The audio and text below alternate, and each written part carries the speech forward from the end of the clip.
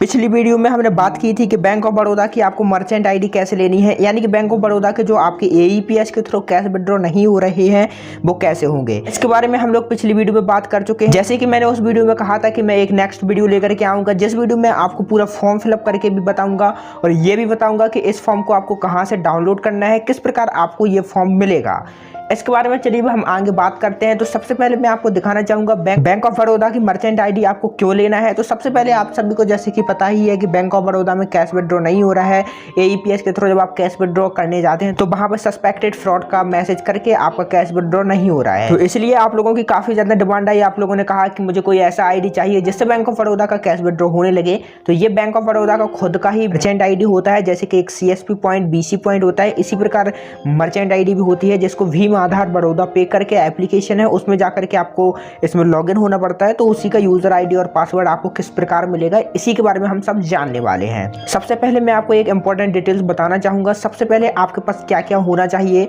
आपके पास एक शॉप होना चाहिए, कोई भी एक शॉप हो। उसके बाद आपके पास एक बैंक ऑफ बड़ौदा में अकाउंट होना चाहिए, सेविंग अकाउंट, करेंट अकाउंट या ओडी अकाउंट, कोई भी अकाउंट हो, आपका बैंक ऑफ बड़ौदा में एक अकाउंट होना चाहिए। और इसके बाद आपको अपने नियर बाई ब्रांच में जाना है, इस फॉर्म को फिलअप करके वहां पर सबमिट कर देना है। मेन प्रॉब्लम यहाँ पर आप लोगों को ये आ रही थी कि मैनेजर बोलता था कि फॉर्म को फिलअप करके लाइए, फॉर्म लेकर के आइए, मैं आईडी बना दूंगा। लेकिन वहीं पर आप लोग अटक जाते थे। आप लोगों को प्रॉब्लम आती थी कि मेरे पास तो कोई फॉर्म वगैरह नहीं है, ब्रांच में ऐसा कोई फॉर्म भी नहीं मिलता था।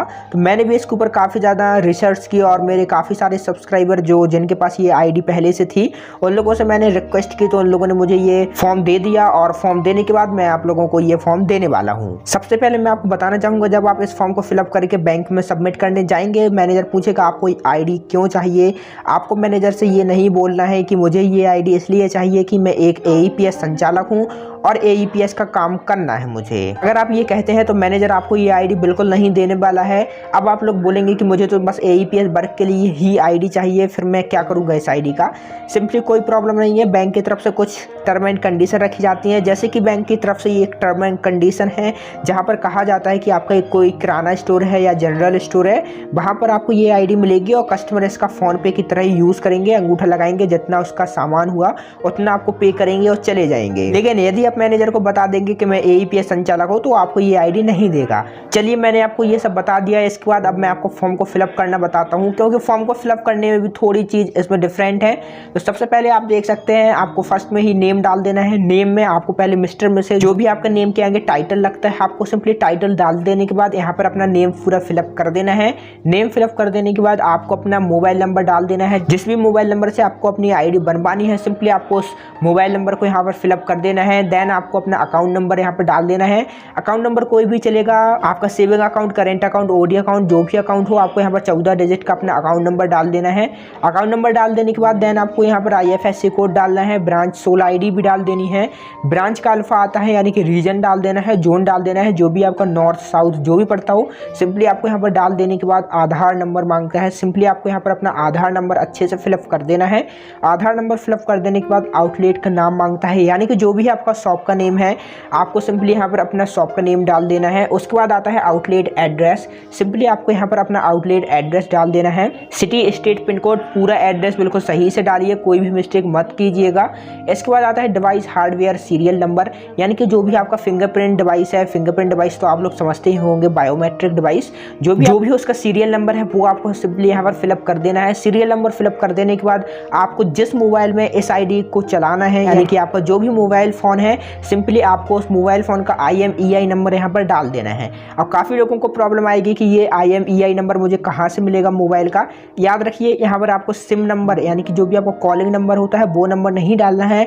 एक मोबाइल नंबर होता है जो कि आपको पता हो। जब आप अपने मोबाइल फ़ोन के पीछे भी देखेंगे, यदि आपका मोबाइल फ़ोन न्यू होगा तो आप देखेंगे आपके मोबाइल फ़ोन के पीछे भी एक कंपनी की स्लिप लगी होगी, जहाँ पर भी आपको एक बारकोड देखने को मिलेगा और IMEI नंबर देखने को मिल जाएगा।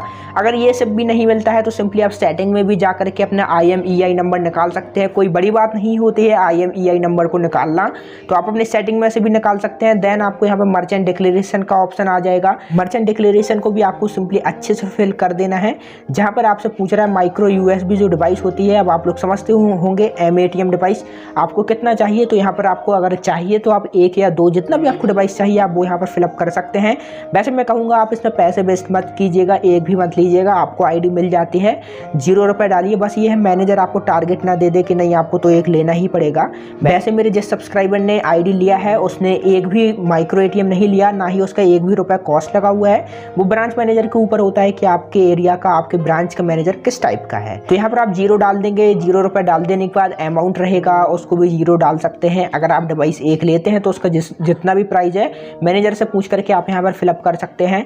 देन आपको यहाँ पर अपना अकाउंट नंबर डाल देना है और यहाँ से चूज़ कर लेना है कि आपका जो अकाउंट है वो current account, saving account, OD account या सीसी अकाउंट, कौन सा अकाउंट है।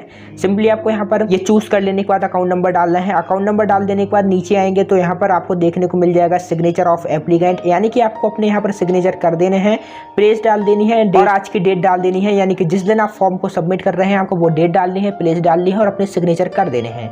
अब नीचे आता है फॉर ऑफिस यूज़ ओनली, इसको आपको सिंपली खाली रहने देना है, इसमें आपको कुछ भी नहीं डालना है, ये सब बैंक की तरफ से होगा। अब ये फॉर्म पूरा फिलअप हो जाएगा। पूरा फॉर्म फिलअप हो जाने के बाद आपको सिंपली अपने ब्रांच में जाना है। ब्रांच में जाने के बाद आपको अपने मैनेजर को ये फॉर्म सबमिट कर देना है और आपको बैंक मैनेजर से बोल देना है कि मुझे भीम आधार बड़ौदा पे की आईडी चाहिए, यानी कि मर्चेंट आईडी चाहिए, ये आईडी बना दीजिए। सिंपली 1 से 2 दिन में, ज़्यादा से ज़्यादा 1 हफ्ता लगेगा, इतने में ही आपको आईडी मिल जाएगी। और आईडी मिल जाने के बाद आप अपना पूरा वर्क कर पाएंगे। भीम आधार बड़ौदा पे यानी कि बैंक ऑफ बड़ौदा की मर्चेंट आईडी मिल जाने के बाद आपको फिर से कुछ बातों का ध्यान रखना होगा, उसके बारे में हम नेक्स्ट वीडियो में बात करते हैं। लेकिन इसके पहले मैं आपको बताना चाहूँगा ये फॉर्म आपको कहाँ से डाउनलोड करना है। सिंपली आपको मैं बताना चाहूँगा इस वीडियो के डिस्क्रिप्शन में आपको मेरे व्हाट्सएप ग्रुप की लिंक मिलेगी। आपको सिंपली उस व्हाट्सएप ग्रुप में ऐड हो जाना है। आप जैसे ही उस व्हाट्सएप ग्रुप में ऐड होंगे उसके बाद आपको मुझे पर्सनली मैसेज करना है कि मुझे बैंक ऑफ बड़ौदा का मर्चेंट आईडी वाला फॉर्म दे दीजिए। मैं आपको ये फॉर्म दे दूंगा, इसका कोई भी मैंने चार्ज नहीं रखा है। आप लोगों के सपोर्ट के लिए, आप लोगों की मदद के लिए मैं 1 भी रुपये नहीं लेता हूँ।